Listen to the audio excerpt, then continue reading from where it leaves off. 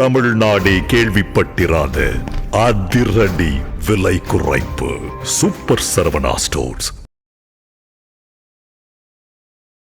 இவர் நீதிபதி பதவிக்கு தகுதி கிடையாது. எப்படி திருவண்ணாமலையில் தீபம் ஏற்றப்பட்டு அங்கே நடந்ததோ அதே மாதிரி திருப்பரங்குன்றத்தில் பல கோயில்கள் இதெல்லாம் ஏற்றப்பட்டது இங்கு நடந்தது. இவங்க இங்கே ஏத்தணும்ன்றாங்க. ஜட்ஜி என்ன சொல்றாரு, இங்கே தான் ஏத்தணுங்க.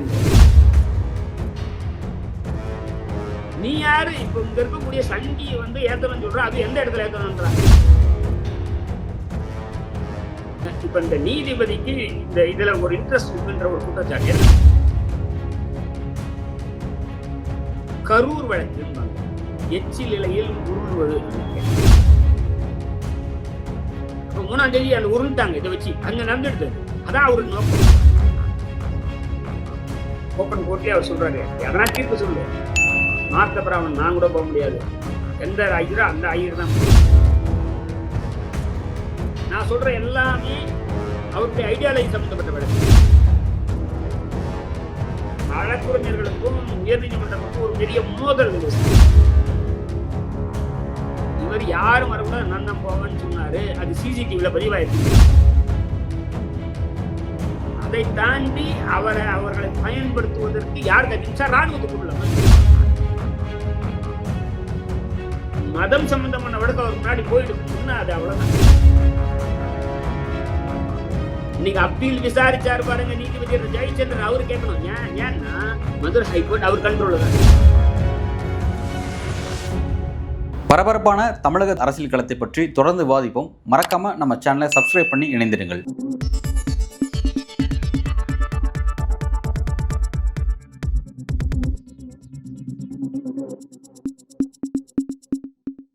வணக்கம். இன்றைக்கு நம்முடன் அரசியல் பேசும் சிறப்பு விருந்தினர் மெட்ராஸ் உயர்நீதிமன்றத்தின் ஓய்வு பெற்ற நீதிபதி திரு ஹரி பரந்தாமன் அவர்கள். சார் வணக்கம். வணக்கம். நேற்றைய தினம் கார்த்திகை தீபம். தமிழ்நாட்டுல பல்வேறு கோவில்கள்ல இந்த மாதிரி தீப திருநாள்ல தீப ஒளி ஏற்றுவது வழக்கமான விஷயம். ஆனா என்றைக்குமே இல்லாத வகையில திருப்பரங்குன்ற மலையில நேற்று ஒரு பெரிய பிரச்சனை ஏற்பட்டுச்சு. அந்த பிரச்சனை ஏன் ஏற்பட்டுச்சு, அங்க என்ன வழக்கத்துக்கு மாற என்ன நடந்தது? சார், நேற்று திருப்பரங்குன்றத்துல கூட முருகன் கோயிலுக்கு மேலே அந்த கர்ப்ப கிரகத்துக்கு நேர் மேலே உச்சி பிள்ளையார் கோயில் இருக்கு சார். கீழே மலை அடிவாரத்தில் திருப்பரங்குன்றத்துல முருகன் கோயில், அதற்கு மேலே உச்சி பிள்ளையார் கோயில். அந்த மலையில மேல இருக்கக்கூடிய உச்சி பிள்ளையார் கோயில்ல அங்க இருக்கக்கூடிய தீபத்தூணில் ஆண்டாண்டு காலமாக வழக்கமாக கார்த்திகை தீபத்தன்று கோயில் நிர்வாகம் அதை ஏற்றுவதும் அங்கே பக்தர்கள் அந்த தீப நிகழ்ச்சியில கலந்து கொண்டு இறை வழிபாட்டில் ஈடுபடுவதும் நடக்கும். நேற்று அது நடந்துச்சு. அதான் முக்கியமானது. அதுல பிரச்சனையே இல்லை. எப்படி திருவண்ணாமலையில் தீபம் ஏற்றப்பட்டு அங்கே நடந்ததோ அதே மாதிரி திருப்பரங்குன்றத்தில் பல கோயில்கள் இதெல்லாம் ஏற்றப்பட்டது இங்கு நடந்தது. இதுல தொடர்ந்து சங்கிகள் திருப்பரங்குன்றத்துல திருப்பரங்குன்றத்துல 3 மத அடையாளங்கள் இருக்கு சார். இது ஒண்ணு இந்து மத அடையாளம் அல்லது சைவ சமய அடையாளம். இங்க இருக்கக்கூடிய முருகன் அல்லது முருகன் கோயில் இருக்கு, அங்க ஒரு சிவன் கோயில் இருக்கு. அதெல்லாம் இன்னொன்னு, அதுலயே ஒரு மாஸ்க் இருக்கு, மசூதி இருக்கு ஒரு அதே மலையில. அது பெரிய மலை, ஒரு தர்கா இருக்கு. அப்புறம் அவங்க ஒரு சின்ன சோலை மாதிரியான பகுதிக்கு நெல்லித்தோப்புன்னு பேரு. இது 3 அப்படியே ஒரே இடத்துல இருக்க இடம் தான் வச்சுங்களேன்.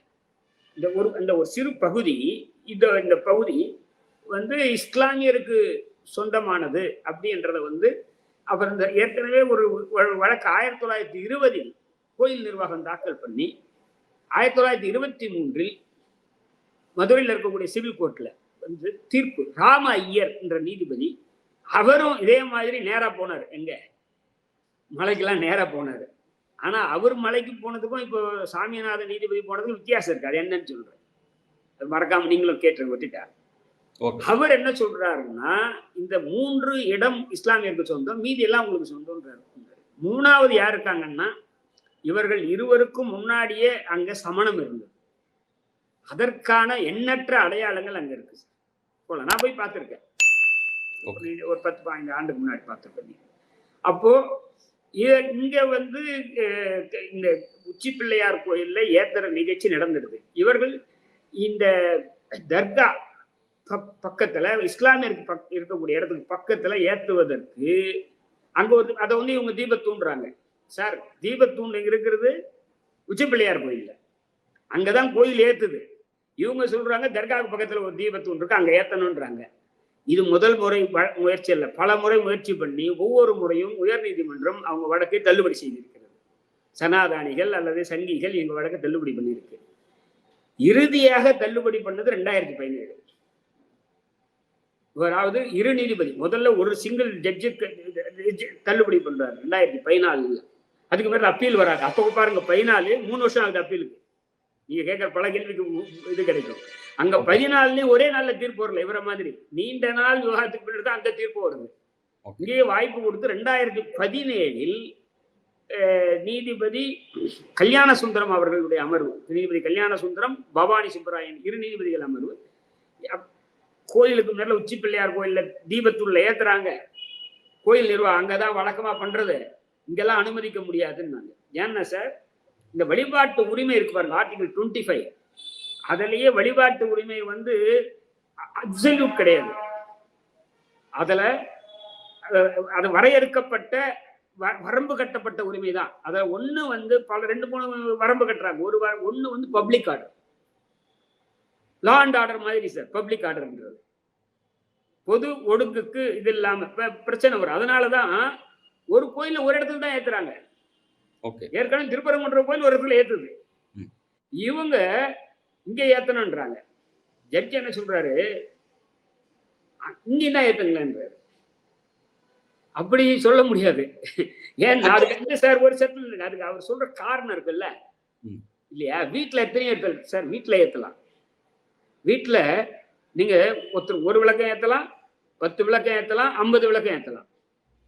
பொது இடத்துல வரும்போது அந்த கோயில் நிர்வாகம் தான் முடிவெடுக்கணும். கோயில் நிர்வாகம் முடிவெடுத்து அதை செய்து இல்ல அங்க இல்ல இங்கேயும் ஏத்து அப்படின்னு சொல்றது வந்து ஆட்சேபனைக்குள்ள சார். 1.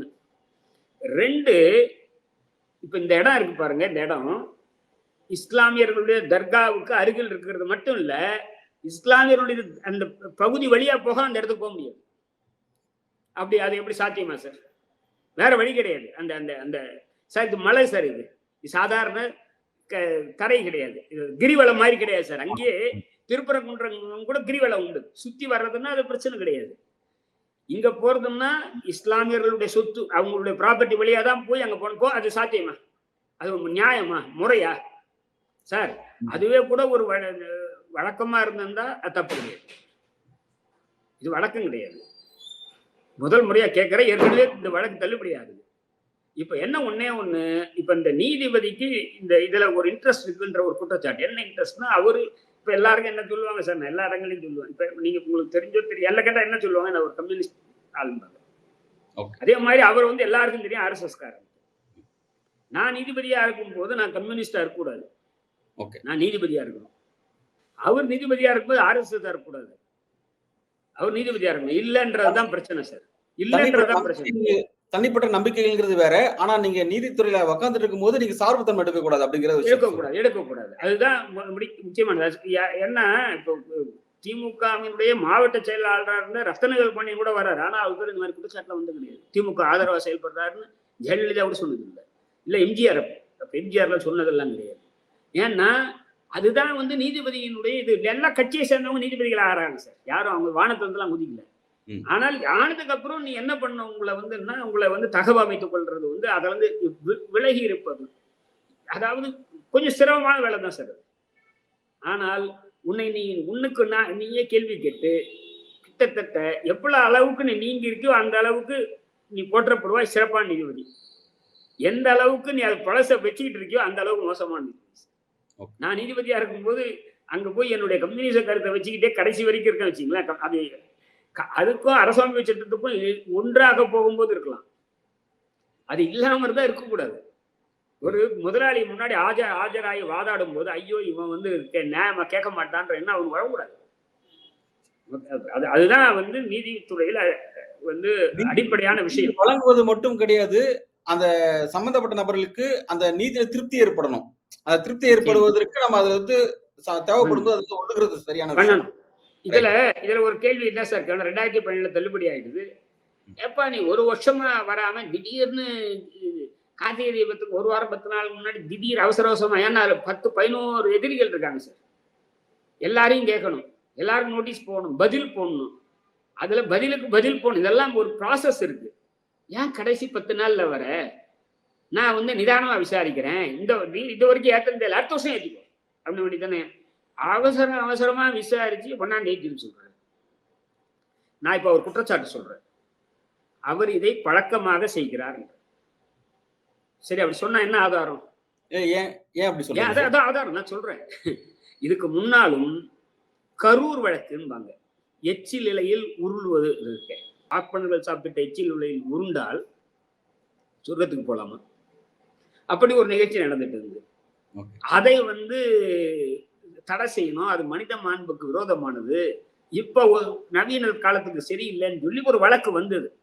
அதை விசாரித்த மதுரை உயர் நீதிமன்றத்தினுடைய 2 நீதிபதிகள் அமர்வு, மணிக்குமார் நீதிபதி அமர்வு அதை தடை பண்ணாங்க.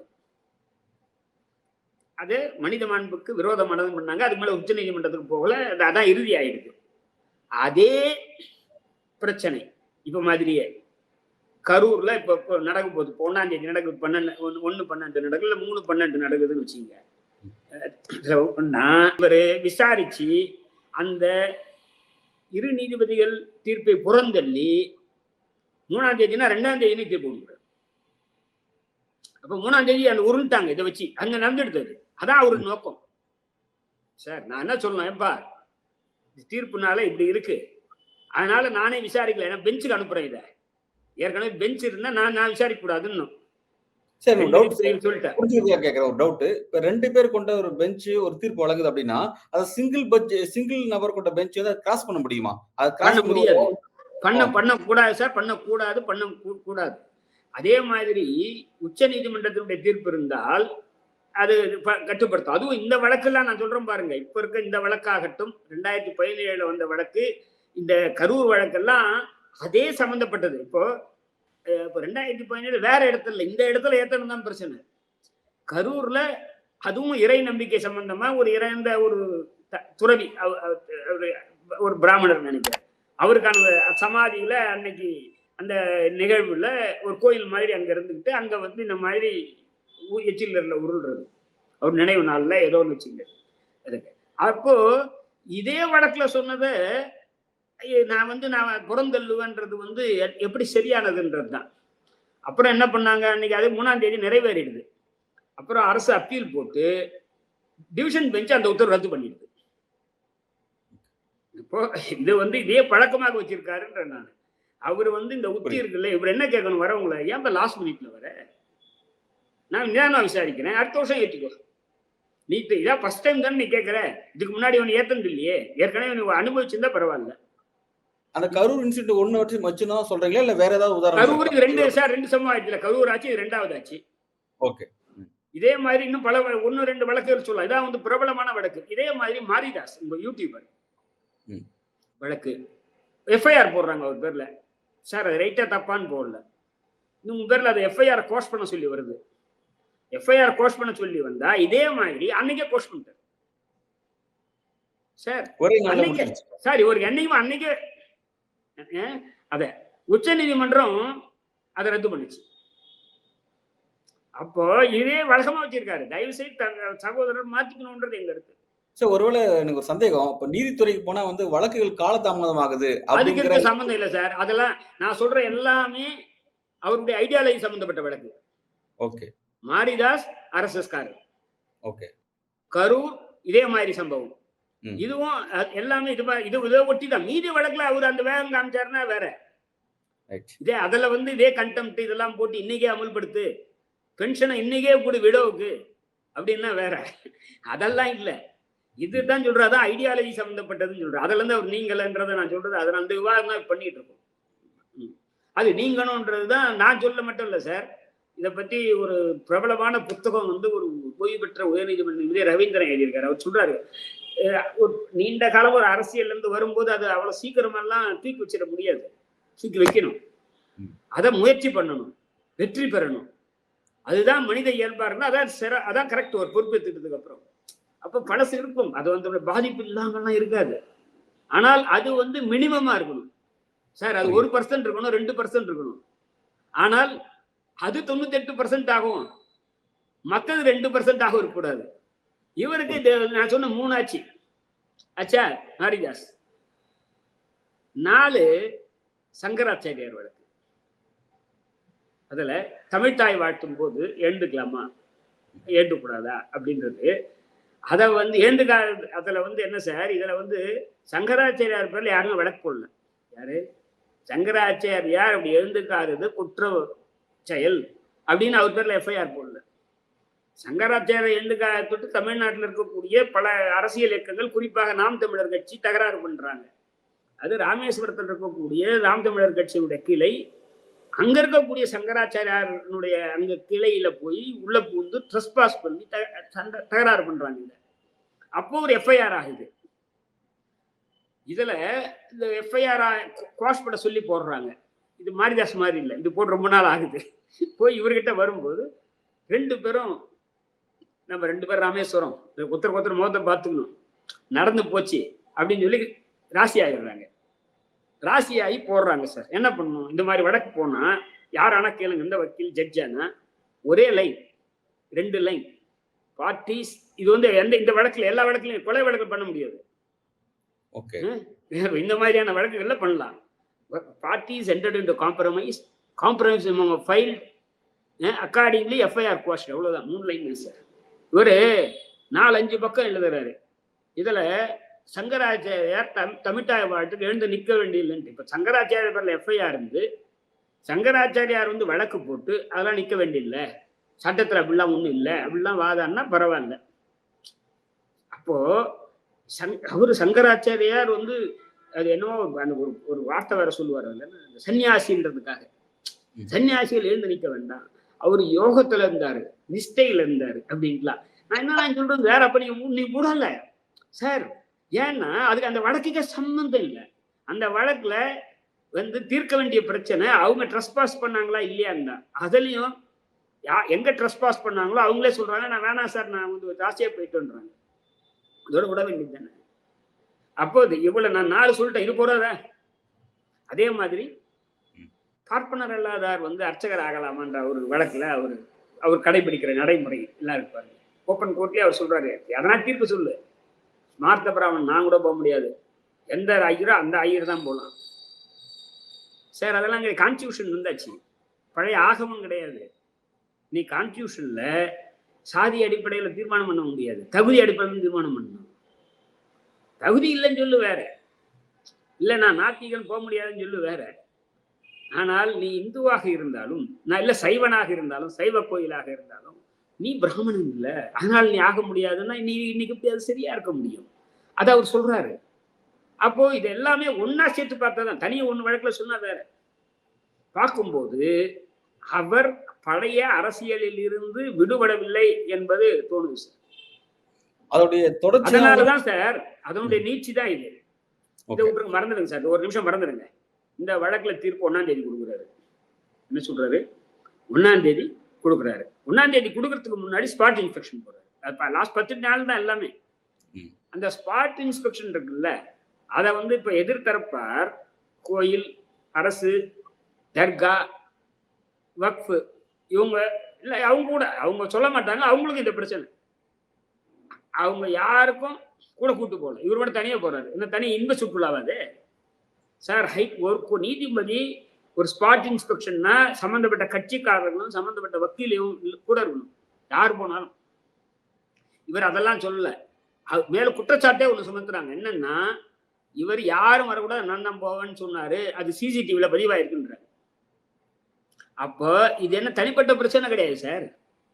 அங்க போகணும், அவங்கவுங்க கருத்து சொல்லுவாங்க, கேட்கணும், எது சரின்னு சொல்லணும். இப்ப என்னன்னா, இவங்க தரப்புல, கோயில் தரப்புல, தர்கா தரப்புல என்ன சொல்றதுன்னா, இந்த இடத்துக்கு போறதுன்னா இஸ்லாமிய இடம் வழியாக தான் போகணும், அது எப்படி போக முடியும்? அதெல்லாம் ஏற்கனவே வேற காலாகாலமா ஒரு இடத்துல நடந்துகிட்டு இருக்குன்றாங்க. அப்போ 1ஆம் தேதி தீர்ப்பு சொல்றாரு சார். அந்த தீர்ப்பு நான் சரியா தப்பான்ல போகல, அது மேல அப்பீல் இருக்கு, அதுக்கப்புறம் சுப்ரீம் கோர்ட் இருக்கு.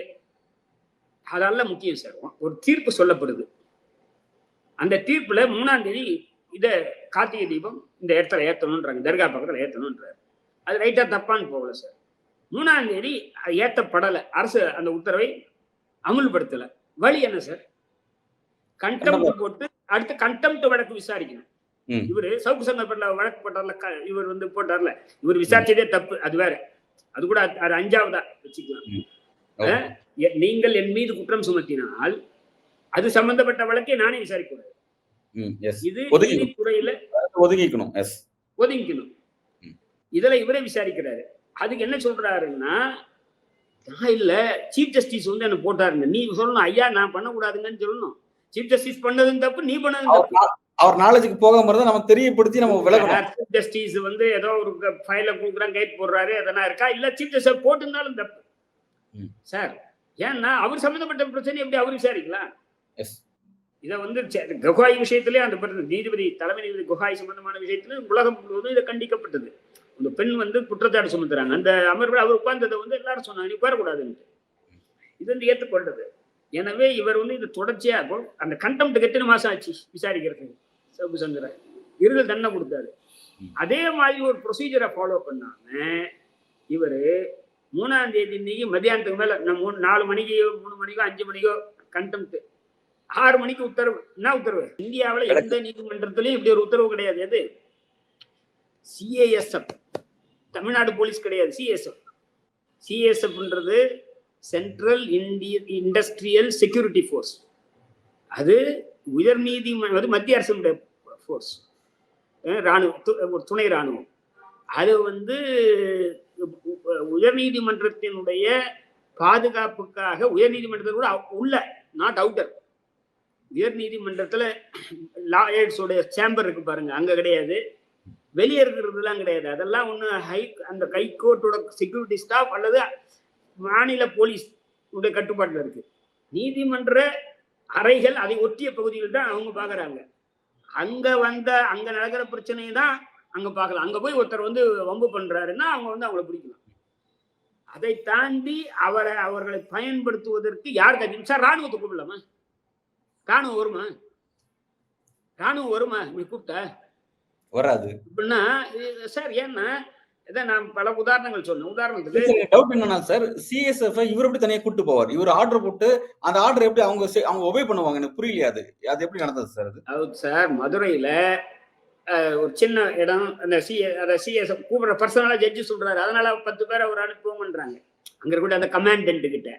ஓகே, அதெல்லாம் இப்போ சீஃப் ஜஸ்டிஸ் அதெல்லாம் கேட்கணும். அவர் எப்போ நீ என்ன இந்த மாதிரி பண்ற ஐயா அப்படின்றத கேட்கணும். யாரு?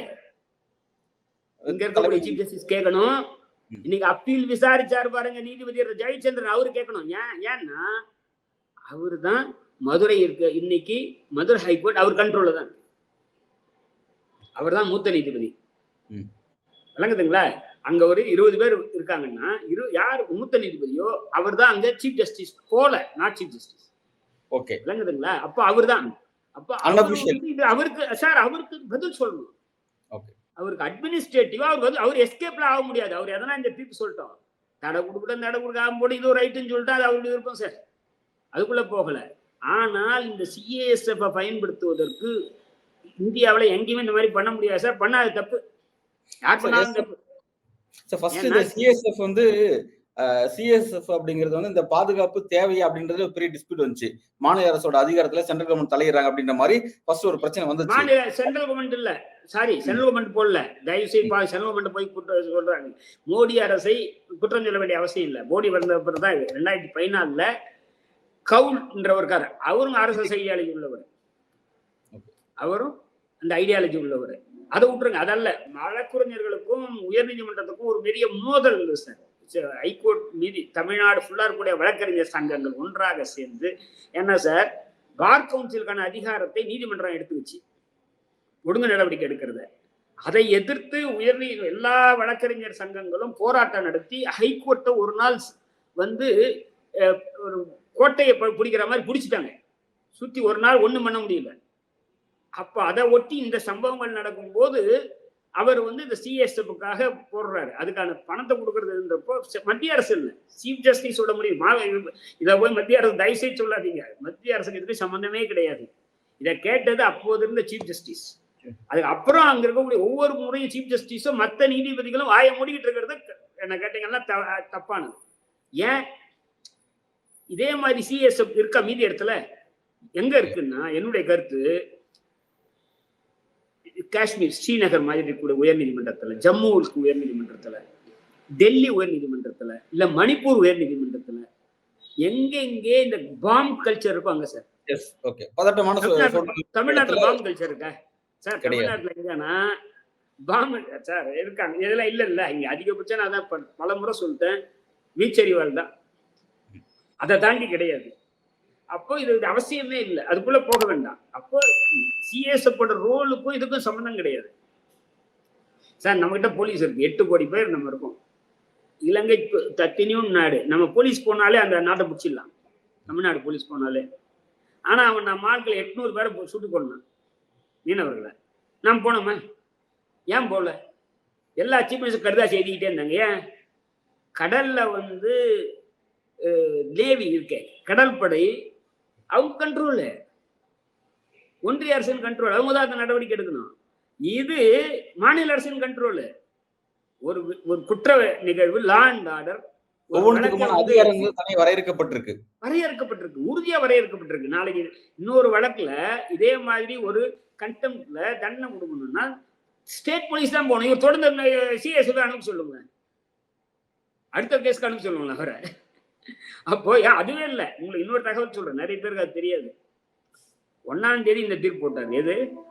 திருப்பரங்குன்றம் தீர்ப்பு போட்டாரு 1ஆம் தேதி. 3ஆம் தேதிக்காக எப்போ கொடுத்தாருன்னு தெரியல, மாலை கொடுத்தாரா எப்போ அது போய் அது கொடுக்கறது போது ஒரு வார்த்தை சொன்னார் சார், அதையும் நான் கவனிச்சேன். அது என்ன வார்த்தை அப்படின்னா, விளக்கேத்துறதுங்கிற ரொம்ப நல்ல விஷயம் தானே, ஒரு மகிழ்ச்சியான விஷயம், ஒரு அமைதியான விஷயம் தானே அப்படின்னு சொல்லி அதுக்கெல்லாம் ஒரு சர்டிபிகேட் எல்லாம் கொடுத்து கூட அந்த தீர்ப்பு சொன்னாரு. சப்போஸ் விளக்கேத்துற கல்ச்சர் இஸ்லாம் மதத்துல கிடையாது, கிறிஸ்துவ மதத்துல கிடையாது, பல்வேறு மதத்துல கிடையாது, வெவ்வேறு மாதிரி மாறுபடும். அப்ப அப்படி இருக்கும்போது விளக்கேத்துறத பத்தி ஏன் அந்த அளவுக்கு வந்து ஒரு சர்டிபிகேட் கொடுத்து அதை கிறிஸ்தவ மதத்துல எல்லாம் கூட மெழுகுவத்தி ஏற்ற அதெல்லாம் பிரச்சனை இல்லை சார். நான் யாரும் வழக்க வந்து இப்ப அவங்க வீட்டுல, எங்க வீட்டுல கூட, எங்க வீட்டுல ஒரு 40-50 விளக்கு ஏத்துறாங்க சார். எங்க வீட்டுல அகல் விளக்கு என் ஒய்ஃப் வந்து ஏற்றுவாங்க, அவன் நம்பிக்கை இருக்கு. ஐவர் கூட ஜட்ஜி வீட்டுல 50 ஏற்றிக்கிட்டேன் சார். இது பொதுவான விஷயத்துல கோயில் முடிவு பண்ணும். கோயில் வந்து இன்னொரு இடத்துல ஏத்தணும்னா வேற, 3 இடத்துல ஏத்தணும் பண்ணு ஒரு சார். அங்க ஒரு சம்பிரதாயம் இருக்குன்னு வச்சுக்கோங்க, 3 இடத்துல ஏத்துறது, 3 இடத்துல ஏத்துட்டோம். நீ யாரு இப்ப இங்க இருக்கக்கூடிய சங்கியை வந்து ஏத்தணும்னு சொல்ற, அது எந்த இடத்துல ஏத்தணும்ன்றா? முஸ்லீம்க்கு இருக்கிற பக்கத்துல ஏத்தணும்ன்றா. அது வழியாதான் போய் ஏத்தணும், அது வேற வழி கிடையாது. அத நீ சரின்ற, இதான் சார் நீ இருக்கக்கூடிய பிரச்சனை. அதுவும் சரி சார். தீபத்தூண் இல்ல, அது வந்து சர்வே கல் அப்படின்னு சொல்லி அதான் சார். அதை வந்து தீபத்தூண் இல்ல, அது சர்வே கல்லு இல்ல தீபத்தூணா எதுன்றத, அதுக்குள்ள தீபத்தூண் இல்லைன்றது இவங்க தரப்பு வாதம் சார். நான் அதுக்குள்ளவே போகல. நான் எதுவான்றது, ஏன்னா தீபத்தூன்றது உச்சி பிள்ளையார் கோயில் இருக்கிறது தான், வழக்கமா ஏத்துற இடம் தான் தீபத்தூண். அதுதான் கோயில் வந்து தீபத்தூணாக அங்கீகரிச்சிருக்கு. வருஷா வருஷம் முருகன் கோயில் இருக்கு, முருகர் கோயிலுடைய கர்ப்ப கிரகத்துக்கு மேல இருக்கக்கூடிய உச்சி பிள்ளையார் கோயில் இருக்கக்கூடிய தீபத்தூண்ல தான் ஏத்துறாங்க. இது தீபத்தூணே இல்லைன்றது அவர் சொல்றாரு. தீபத்தூணுன்ட்டு ஆர்எஸ்எஸ் காரங்க சொல்றாங்க, ஆர்எஸ்எஸ் அங்க இருக்கக்கூடிய சங்கிகள் சொல்றாங்க, அல்லது சனாதானிகள் சொல்றாங்க. அதை யாருன்றது இந்த கருத்தாக்கம் உள்ளவங்க சொல்றாங்க. அதை இவர் ஏத்துக்கிறாரு. நான் என்ன சொல்றேன்னா, பப்ளிக் ஆர்டர் இருக்குல்ல, இந்த வழிபடும் உரிமை இருக்குல்ல, அது வந்து தமிழாக்க எனக்கு தெரியல சார், அப்சல்யூட் இல்லை சார். உங்களுக்கு அப்சல்யூட் கிடையாது, வரம்புகளுக்கு உட்பட்டது. ஆர்டிகல் 25 மத வழிபாட்டு உரிமை சொல்லுது. என்னன்னா அதுல மொராலிட்டி, ஹெல்த், பப்ளிக் ஆர்டர்னு சொல்லுது சார். வீட்டுல நீங்க ஏத்துறது வேற. ஏன் சார் பிள்ளையார் வந்து இவங்க பண்றாங்க சார். இதுக்கு முன்னாடி பிள்ளையார் சதுர்த்தி வீட்டுலதான் நடந்த பிள்ளையார வீதிக்கு கொண்டு வந்ததும், பிள்ளையார வந்து ரசாயனமாக்கினதும், மிக உயரமான சிலைகளை பண்ணதும், வீதிக்கு கொண்டு வந்து அதை ஒரு நாள் கொண்டு போய் கரைக்கிறத ஒரு அரசியலாக்கினதும் பண்ணது இவங்க சார். இப்ப அப்ப கூட அரசாங்கம் என்ன பண்ணுது, ஒரு இடத்துல தான் கரைக்கணும். இல்ல நான் 10 இடத்துல கரைக்குன்னு சொல்ல முடியுமா? ஏன்னா பப்ளிக் ஆர்டர் சார். அவங்க சட்ட ஒழுங்கை பாதுகாக்கணும். பப்ளிக் ஆர்டர்ன்றது சட்டம் ஒழுங்கை விட கூடுதலாக என்ன ஒரு விஷயம். பப்ளிக் ஆர்டர் பொது ஒழுங்குன்றது. Public order, law and order ஒரு இந்த வீட்டை சுற்றி நடக்கிறது. பப்ளிக் ஆர்டர் தான் இந்த பகுதியில் நடக்கிறது. அப்போ இந்த பப்ளிக் ஆர்டர்ன்றது ஒட்டி தான் மத உரிமை இருக்கு. அப்போ கோயில் வந்து அரசும் வந்து எந்த இடத்துல பண்ணணும் அப்படின்றத வந்து முடிவு பண்ணி பண்றாங்க. அதை இன்னொரு கேட்கிற ஏற்கனவே கோர்ட்டு நிராகரிச்சிருக்கு. நீ இப்ப கொடுத்தது வந்து ரைட்டா கூட இருக்கட்டும். அதான் கண்டெம்ட்ட வந்து அன்னைக்கே போடுறது இது வரைக்கும் இந்தியாவில் எங்க நடந்திருக்கு? அப்படியே நாட்டிக்கு நான் வந்து எங்கிட்ட இருக்கக்கூடிய சிஎஸ்எஃப் அனுப்பேன். ஏன்னா சிஎஸ்எஃப் வந்து ஹைகோர்ட்ல இருக்கு. ஆனா இவங்க கண்ட்ரோல்ல இல்ல. அது என்னனால நீதிபதி அங்க இருக்கக்கூடிய நீதிபதி ஜெயச்சந்திரன் அவர்கள் அங்க தலைமை பொறுப்புல இருந்து அவர் பொறுப்பு சொல்லணும். நிச்சயமா இந்த கேள்வியை மக்கள் கேட்கணும், எல்லாரும் கேட்கணும். நீதிபதி ஜெயச்சந்திரன் பதில் சொல்லணும். அப்படிலாம் எது அவரு அனுப்ப முடியாது. அதே தலைமை நீதிபதியும் சொல்லணும். தலைமை நீதிபதியும் சொல்லணும். சார், இப்ப நீங்க சொன்னதுல இருந்து நான் புரிஞ்சுக்க வேண்டிய விஷயங்கள் என்னன்னா அப்படின்னா, ஃபர்ஸ்ட் வந்து இவர் அந்த தீர்ப்பு வழங்குனதுல இந்த வழக்கு எடுத்துக்கிட்டதுல ஒரு சார்புத்தன்மை இவர்கிட்ட இருக்கு அப்படிங்கிற ஒரு விஷயம். ரெண்டாவது பாத்தீங்கன்னா வந்து ரொம்ப ஃபாஸ்டா வந்து கண்டெம்ட் விஷயத்துல வந்து ஒரு தீர்ப்பு வழங்கின விஷயம். இது கூடவே பாத்தீங்கன்னா சிஐஎஸ்எஃப் வந்து தவறான டைரக்ஷன் கொடுத்து அனுப்பின விஷயம். இந்த மாதிரியான டோட்டலா இவர் மீது அக்யூசேஷன் பாத்தீங்கன்னா பல அக்யூசேஷன் இருக்கு. இது எல்லாமே சட்டப்பூர்வமா இவர் மீது விசாரிக்கப்படுமா? அதை நோக்கி இது நகருமா? ஏன்னா இன்னைக்கு கல்வியாளர்கள் பல சட்ட வல்லுநர்கள் என்ன சொல்லிட்டு இருக்காங்கன்னா, கான்ஸ்டிடியூஷனே வயலேட் பண்ணிருக்காரு. ஒரு கான்ஸ்டிடியூஷன் போஸ்ட்ல உட்கார்ந்துட்டு அதை வயலேட் பண்ணவர் ஒருத்தர் அவர் அந்த பதவியிலே நீடிக்க கூடாது, அவர் ராஜினாமா செய்யணும் அல்லது அவர் பணி நீக்கம் செய்யப்படணும் அப்படின்ற ஒரு கோரிக்கையை வளர்த்துட்டு இருக்கு. இதை எப்படி புரிஞ்சுக்கலாம் சார்? இது நேற்று முதலாக இதை சொன்னவர் வந்து மார்க்சிஸ்ட் கட்சியுடைய செயலாளர் சண்முகம் தான். முதல்ல அவர் சொன்னாரு, இவர் நீதிபதி பதவிக்கு தகுதி கிடையாது. உயர் நீதிமன்றத்தினுடைய பாதுகாப்புக்காக போட்ட ஒரு துணை ராணுவத்தை நீ வந்து உயர் நீதிமன்ற உத்தரவை அமுல்படுத்துவதற்கு அது கூட அந்த சம்பந்தப்பட்ட நபரோட போய் சொல்லுன்றது வந்து எங்கேயுமே கேட்கப்படாத செய்தி. அது பண்ணக்கூடாது. ரெண்டாவது அதுக்கான அதிகாரம் இவர் கிடையாது. அதான் ராணுவத்தை சொல்ல முடியுமான்னு நான் சொன்னேன். அதனால இதை வந்து எதிர்காலத்தில் எப்படி போகும்லாம் தெரியாது. எனவே இதை வந்து கடுமையாக நிச்சயமாக அவர் கேள்விக்குள்ளாக்கணுன்றது தான். ஏன்னா இந்த மாதிரி தொடர்ந்து இருக்கிறது ஏன்னா குறைஞ்சபட்சம் இதுக்கு வந்து தீர்வு சார் வேற ஊருக்கு போயிட்டா இருக்காது. வேற ஊருக்கு போயிட்டா இருக்காது சார். மாற்றல் மட்டும் இருக்காது. ஓஹோ, சரி சார். அது வந்து நிறைய முறை இந்த மாதிரி மாற்றல் பண்ணியிருக்காங்க. அது என்ன கருத்தா சொல்றேன். நீங்க மீதி நடவடிக்கை விட குறைந்தபட்சம் சார் இது. அதுக்கப்புறம் மீதி என்ன பண்ணான்றதெல்லாம் வேற மீதி பிராக்டிக்கலா நடக்காது சார். இது வரைக்கும் 75 வருஷத்துல எந்த நீதிபதி எந்த குற்றச்சாட்டுக்காகவும் இப்ப அவர் வீட்டுல கரன்சி நோட்டு எரிஞ்சிருந்த அவரே கூட இன்னும் ரிமூவ் பண்ணப்படல. இது வரைக்கும் எந்த நீதிபதியும் அப்படிலாம் ரிமூவ் எல்லாம் பண்ணப்பட்டதில்லை. எந்த நடவடிக்கை வேற எதுவும் கிடையாது. ரிமூவ்ல நடந்ததில்லை. ஆனால் மாற்றல் நடக்கலாம். ஏன்னா இவர் இங்க இருக்கிறதோடு தானே மொழி இந்த மாதிரி இதா இருக்கு. இன்னொரு ஊர்ல போனா அதே RSS இருந்தா கூட இந்த அளவுக்கு அங்க செயல்பட முடியாது. இங்க தளம் இருக்கு சார். ஒரே இது இவங்களுக்கும் அங்க உங்களுக்கு இடையில ஏற்கனவே ஒரு புரிதல் இதெல்லாம் கூட இருக்கலாம். நீண்ட காலமாக RSS இயக்கத்தில் இருக்கார், பிரச்சாரக்கார் இருக்கவர். அவர் எல்லாருக்கும் தெரிஞ்சது. அவருடைய அரசியல் பின்னணி தெரியும். இப்ப ஏன் அரசியல் பின்னணி எல்லாருக்கும் தெரியும். நீதிபதி சந்துருவோட அரசியல் பின்னணி எல்லாருக்கும் தெரியும். ஒவ்வொருத்தரோட அரசியல் பின்னணி தெரியும். நீதிபதி ரத்னவேல் பாண்டியனோட அரசியல் பின்னணி எல்லாருக்கும் தெரியும். மறைந்த நீதிபதி ரத்னவேல். அதனால எல்லாருக்கும் நீதிபதி கிருஷ்ணய்யருடைய அரசியல் பின்னணி எல்லாருக்கும் தெரியும். ஆனால் அவர்கள்லாம் என்னென்ன வந்த உடனே அவர்கள் இந்த குற்றச்சாட்டு யாரும் சுமத்துறாரு. அவர் நீதிபதி கிருஷ்ணய்யர் அவர் கம்யூனிஸ்ட் இதை வச்சுக்கிட்டு பண்ணாருன்னு சொல்ல அவர் நேர்மையை கரெக்டா வந்தாரு. ஒரு தரப்பா இல்லை அப்படின்றதா. இதெல்லாம் இந்த மாதிரியான குற்றச்சாட்டுகள்லாம் ஒரே நாள்ல வழக்கு விசாரிச்சு, அதுவும் கண்டெம்ட் வழக்கு விசாரிச்சு, கண்டெம்ட் சட்டத்துக்கு விரோதமானது சார். கண்டெம்ட் ஆஃப் கோர்ட்ஸ் ஆக்டுக்கு விரோதமானது, ஒரு சட்ட மாண்புக்கு விரோதமானது. கூப்பிட்டு விசாரிச்சு பண்ண அதுக்கு 1 மாசம் குறைந்தபட்சம் ஃபர்ஸ்ட். அதுக்கப்புறம் அவர் பதில் போடணும். அப்புறம் சாட்சி சொல்லணும் ஏன்ட்டு ஆச்சா. இதுல வந்து தமிழ்நாடு அரசை வந்து நிச்சயமாக ஒரு சிபிஎம் செக்ரட்டரி பாராட்டினார். தமிழ்நாடு அரசை பாராட்டணும், அதை பதிவு பண்ணணும். நிச்சயமாக இதை நல்லா பண்ணாங்க. இல்லை சார் அவங்க பல விஷயங்களை கொஞ்சம் எனக்கு இது இருக்கு, இவங்க சில அது பேசுற இப்போ இடம் இல்லை. ஆனால் இது பொறுத்த வரையில் நல்லா அவங்க செய்த அவங்க செயல்பாடு பாராட்டக்கூடியது.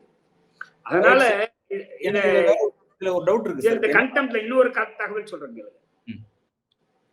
இதே 1ஆம் தேதி இந்த உத்தரவு போட்டாரு. 2ஆம் தேதி திண்டுக்கல்ல ஒரு உத்தரவு போடுறாரு.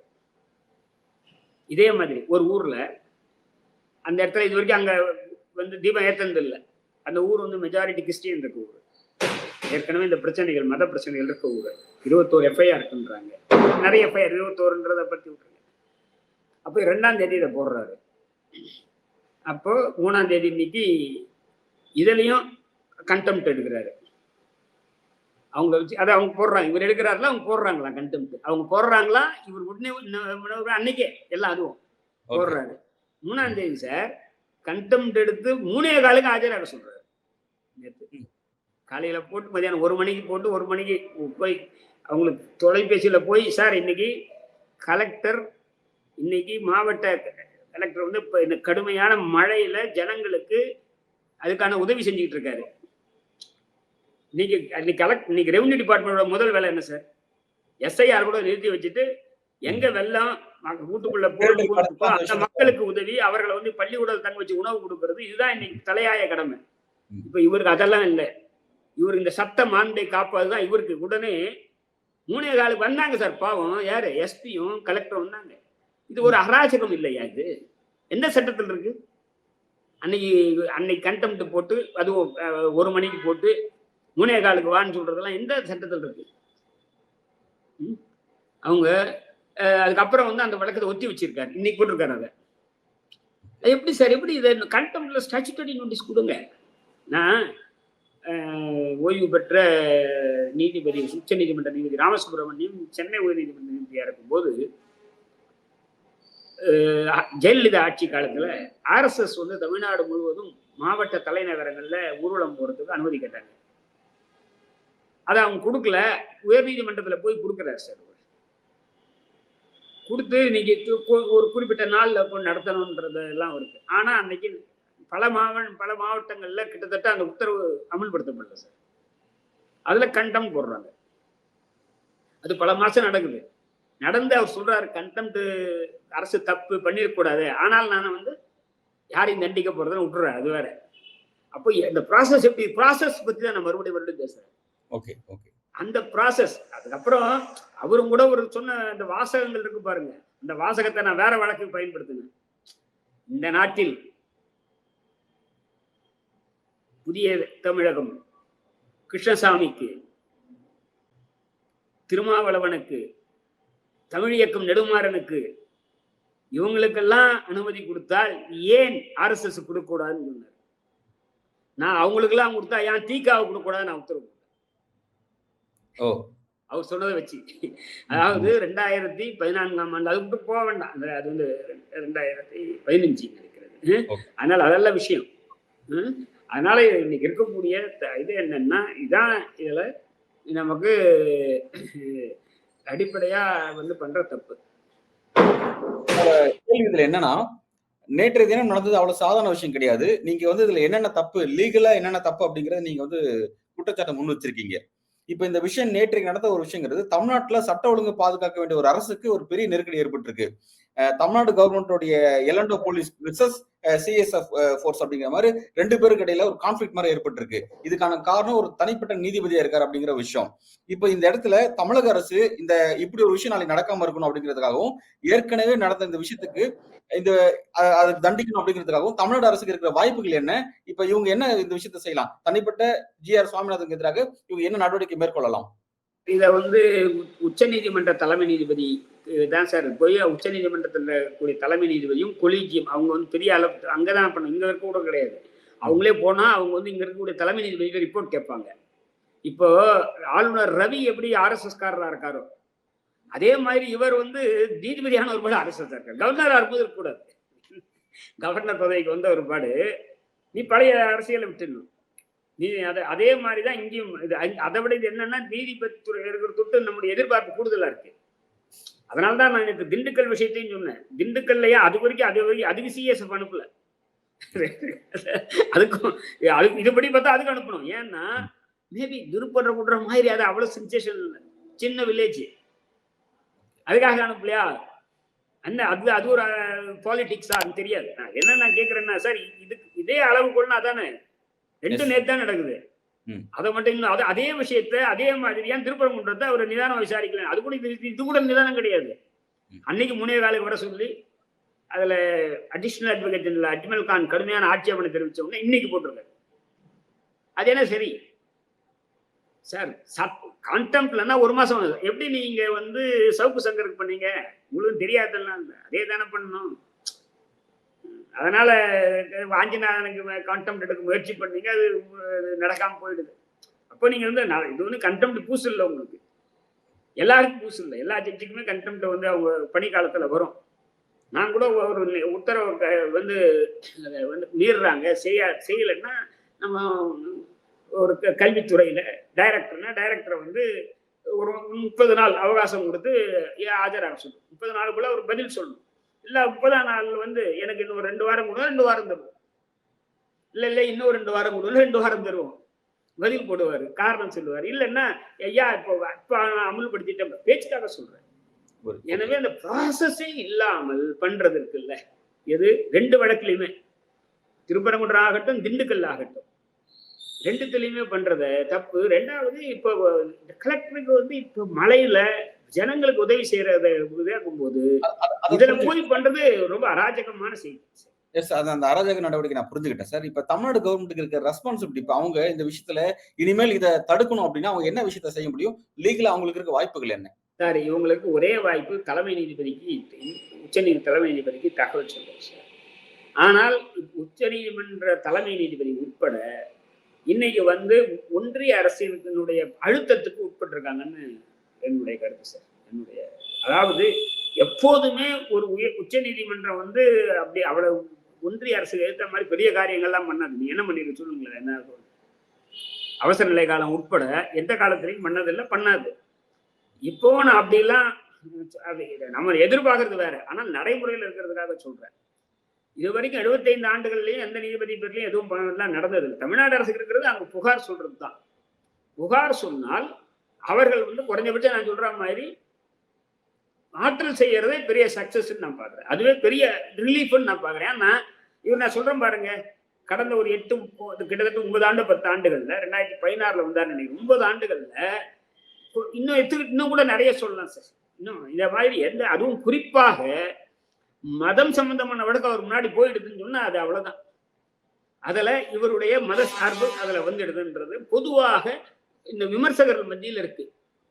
அப்போ தமிழ்நாடு இந்த தொற்றுக்கு மீதி இடத்துல இல்லாம இருக்கின்றதுக்காக தான் இது வந்து கம்ப்ளைண்ட் சீஃப் ஜஸ்டிஸ் கொடுக்கறது தான் இவங்களுக்கு ஒரே வந்து வாய்ப்பு. அதை தாண்டி ஒன்றும் கிடையாது. ஆனா தலைமை என்ன செய்யறாருன்றத பார்க்கலாம், பொறுத்து இருந்து தான் பார்க்கணும். சார் ஓகே, என்னுடைய ஃபைனல் கொஸ்டின் என்னன்னா, இப்ப ஏதாவது ஒரு எக்ஸிக்யூட்டிவ் பாடியில நிர்வாகத்துறையில ஒரு பிரச்சனைனாவோ இல்ல சட்டமன்றங்கள ஒரு பிரச்சனைனாலோ இல்ல எங்க எக்ஸாம் பிரச்சனைனாலும் நீதிமன்றத்தை நம்ம வந்து நிக்கிறோம். ஆனா இப்ப இங்க பிரச்சனை வந்து நீதிமன்ற சம்பந்தமா, குறிப்பா நீதிபதிகள் சம்பந்தமான பிரச்சனை. அப்ப இந்த விஷயத்துல இதுக்கு ஒரு சிஸ்டம் என்ன? இந்த பிரச்சனையை அட்ரஸ் பண்றதுக்கு, இந்த எரரை சரி பண்றதுக்கு இங்க சிஸ்டம்ல இடமே இல்லையா? இடம் இல்லை சார். தலைமை அதாவது ஒண்ணுதான். இப்போ ஒரு டெல்லியில ஒரு நீதிபதி வீட்டுல கட்டுக்கட்டா பணம் இருந்தது, கோணி பையில பல கோடிக்கணக்கான ரூபான்றாங்க. யஷ்வந்த் வர்மா இன்னும் அவர் பேர்ல ஒண்ணும் இல்லையே, இன்னும் அப்படிதான் பெண்டிங்கா தான் இருக்கு. என்னன்னு தெரியும். இது வரைக்கும் நான் சொல்றேன் 75 ஆண்டுகள்ல எந்த நீதிபதியும் ஒரே ஒரு அரசாங்க சட்டத்தில் இருக்க ஒரே இது வந்து இம்பீச்மெண்ட்பாங்க சார், ரிமூவல் தான். இது வரைக்கும் யாரும் ரிமூவ் பண்ணது இல்லை. அதுக்கு அடுத்த 2வது இருக்கிறது டிரான்ஸ்பர், அவ்வளவுதான். வேற எந்த மெக்கானிசமும் இல்லை அரசமைப்பு சட்டத்துல. அப்போ அதனால எதுக்காக இந்த கொடுக்கலன்னா சார், நீதிபதிகள் இந்த அரசிடம் பயந்து இல்லாம ஃபியர்லெஸ்ஸா வந்து செயல்படணுன்றதுக்காக இவ்வளவு சுதந்திரத்தை கொடுத்திருக்காங்க. அந்த சுதந்திரத்தை தவறாக பயன்படுத்துறாங்க. இந்த சுதந்திரம் கொடுக்கப்படுவது பியூரோக்ரசிக்கும் இந்த அரசுக்கும் எதிர்த்து செயல்படுவதற்கு எந்த கட்டுப்பாடு இருக்கக்கூடாது. அப்படிலாம் ஒரு நீதிபதி கை வச்சிடக்கூடாதுன்றதுக்காக தான் இந்த அரசமைப்பு சட்டம் இந்த பாதுகாப்பு தருது. இந்த பாதுகாப்பையே இந்த மாதிரி வரும்போது தவறாக பண்ணும்போது என்னன்றது தான் இந்த கேள்வி. இப்ப எப்படி வந்து கவர்னர்களுக்கு வந்து டைம் ஃப்ரேம் இல்லாம இருக்கோ, அந்த டைம் ஃப்ரேம் அந்த பர்டிகுலர் விஷயத்தை வச்சுக்கிட்டு அவங்க வந்து ஒரு பாலிடிக்ஸ் பண்ணிட்டு இருக்காங்க. பல மசோதாக்களுக்கு வந்து ஒப்புதல் கொடுக்காம ஒரு அரசியல் செஞ்சுட்டு இருக்காங்க. அந்த மாதிரி நீதிமன்ற நீதிபதிகளுக்கும் சில இம்யூனிட்டி பவர் இருக்கு. அதுக்குள்ள அவங்க வந்து ஸ்கோர் பண்ணிட்டு இருக்காங்க சில விஷயம். இப்ப கொஞ்சம் கூடுதலாவே இருக்கு சார். என்ன கேட்டீங்கன்னா, அது வந்து இந்தியா முழுவதும் இது வந்து மிக மிக அதை பத்தி தனியா நீங்க தனியாவே ஒண்ணு எடுக்கலாம். என்னுடைய கருத்து சார், உச்ச நீதிமன்றம் கடந்த 75 ஆண்டுகள்லயே அது உயர் சாதியின் கட்டுப்பாட்டுல தான், அவங்க தான் ஆதிக்கத்தில் இருக்கு. குறைஞ்சபட்சம் அவங்களுடைய இதுல பெரிய எண்ணிக்கையில் இருக்காங்க. அவங்க தான் 80% மேற்பட்ட நீதிபதிகள் வந்து உயர் சாதியை சேர்ந்தவங்களா தொடர்ந்து இருந்துட்டு இருக்காங்க. 20% தான் பட்டியல் இனத்தவர், பழங்குடியினர், பிற்படுத்தப்பட்ட வகுப்பை சார்ந்தவர், மைனாரிட்டிஸ், சிறுபான்மையினர், பெண்கள் எல்லாம் 20% தான்.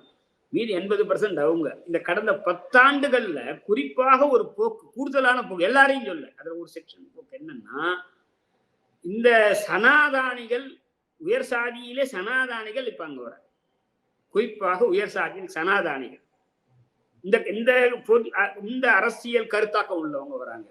இதற்கு இல்லாம இருக்கவங்கள உள்ள நீதிபதியா ஆக்குறதுல கூட உச்ச நீதிமன்றம் தன்னுடைய உறுதியை காமிக்கல. உதாரணத்துக்கு தமிழ்நாட்டிலேயே ஜான் சத்தியன் என்ற ஒரு ஒரு மூத்த வழக்கறிஞரை கிரிமினல் லால தெரியாது. அவர் 2021 உச்ச நீதிமன்றம் பரிந்துரைத்தது. அவர் பேரை மீண்டும் ரீட்ரேஷன் பாங்க, அவர் மறுபரிசீலனைக்கு வருது. மீண்டும் சொல்லுது. மீண்டும் சொன்னா அவங்க நியமிக்கணும். இந்த மூடியறது யாரும் கவலை இல்லை, ஒண்ணும் பண்ணலையே. அவங்க ஜுடிஷியல் செயல் ஒரு ஆர்டர் போட்டு கண்டெம்ட் இஷ்யூ பண்ணலாம், பண்ணல. இது ஜான் சத்தியன் தனிப்பட்ட நிகழ்வு அல்ல, இந்தியா முழுவதும் பல ஜான் சத்தியன்கள் இருக்கு. அப்போ இதுதான் இன்னைக்கு. ஏன்னா நான் என்ன சொல்றேன்னா, இப்போ உச்ச நீதிமன்றத்திலேயே இந்த பிரச்சனை இருக்குன்னு நான் சொல்ல வரேன். பழைய மாதிரி இல்லை. இந்த அரசியலையே கூட இந்த அரசியலுக்கு உச்ச நீதிமன்றம் எடுக்க தயங்குறாங்க. சார், உங்க காலேஜியல் சிஸ்டம் தான் இன்னைக்கு சட்டப்படி இருக்கு. நீங்க ரெக்கமெண்ட் பண்ற ஆளு அவன் நியமிக்க மாட்டான். அப்போ அவன் மறுபரிசீலனை பண்ணுன்னு கேட்கலாம். மறுபரிசீலனை பண்ணி நீங்க ரீட்ரேட் பண்ணா அவன் நியமிச்சுதான் ஆகணும். ஆனா நியமிக்க மாட்டேங்கிறான். அப்ப நீ என்ன நடவடிக்கை எடுத்துருக்க? அப்போ இப்படி இருக்கக்கூடிய ஒரு உச்ச நீதிமன்றத்துல இது மேல ஒரு நடவடிக்கை எடுப்பாங்க அப்படின்றத பொறுத்து இருந்து பார்க்கணும். உண்மையிலே இந்த விஷயத்துல ஒரு திருப்பரங்குன்றம் பிரச்சனை, திரு GR சுவாமிநாதன் நீதிபதி சார்ந்த பிரச்சனை அப்படின்னு நம்ம அணுகி இது உள்ள வந்தா இதன் பின்னணியில பல்வேறு அரசியல் பரிமாணங்கள் இருக்கு அப்படின்னு சொல்லிட்டு அதோட ஆழத்தை ரொம்ப ஆழமா ரொம்ப கிளியரா நீங்க எக்ஸ்பிளனேஷன் பண்ணீங்க. இதை பார்த்துட்டு இருக்க இந்த நேயர்களுக்கும் கூட இந்த பிரச்சனை எப்படி அணுகணும் அப்படிங்கிற ஒரு கண்ணோட்டத்தை நீங்க கொடுத்துருக்கீங்க. உங்களோட வருகைக்கும் கருத்துக்கும் மிக்க நன்றி சார். நன்றி.